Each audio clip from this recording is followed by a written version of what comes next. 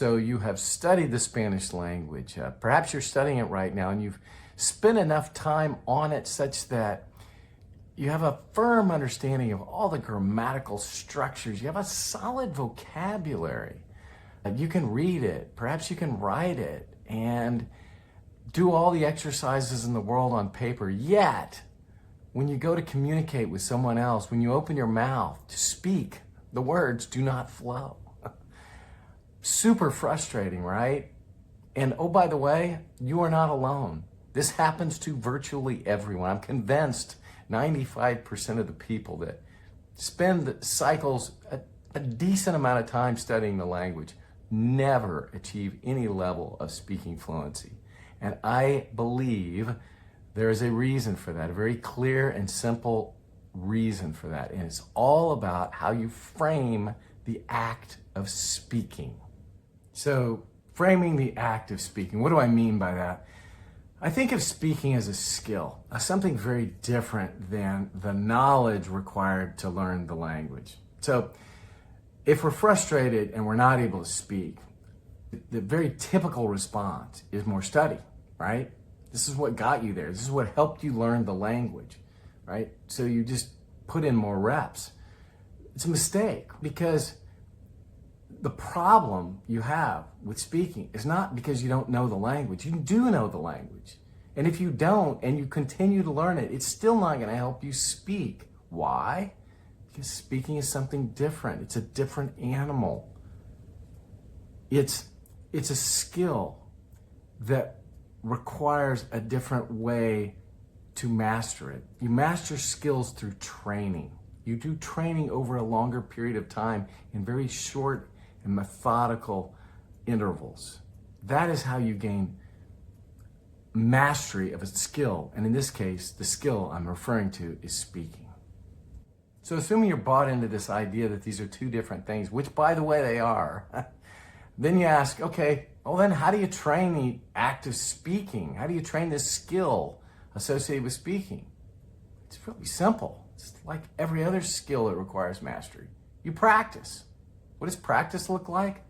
Well, you're typically by yourself going through the process of training for that skill you're trying to master. It could be hitting a baseball, it could be shooting a basketball, it could be playing a musical instrument. There's lots of little reps over a long period of time will help you achieve that skill. It's very, very simple concept.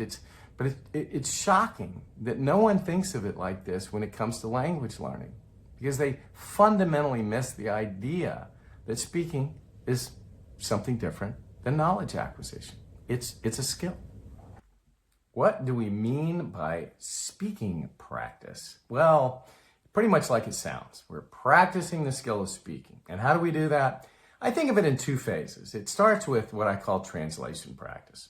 This is rooted in technology. There's a platform to help deliver this practice, but think of it as thinking of a thought in English, a phrase, a sentence, in our native language, of course in English in this case, and we say the equivalent in Spanish, and we a lot to that, but we do that over and over again. We get really good at communicating very short, concise thoughts in Spanish. Do that over and over and over again. We take those and then ultimately move, once we've exited the phase of translation practice, into conversation practice. How do we do conversation practice? Again, rooted in technology, in this case, artificial intelligence. We're still alone, right? But we're speaking full sentences. We put them all together in the form of paragraphs and conversations with a machine in this case, and hearing back responses and working back and forth.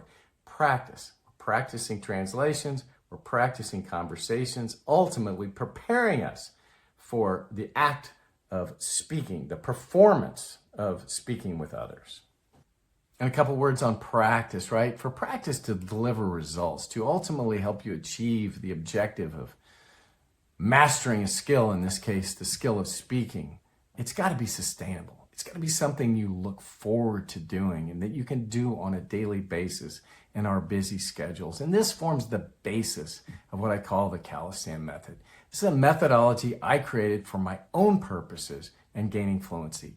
I achieved that. I was shocked and amazed at the results I achieved in the period of time I was able to do so, and the fact that I did it. I could never do this previously until I framed this idea of speaking differently. And if this resonates, if any of this makes sense to you, then I absolutely believe you're in the right place, and I welcome you to take advantage of all we have to offer here. Thank you.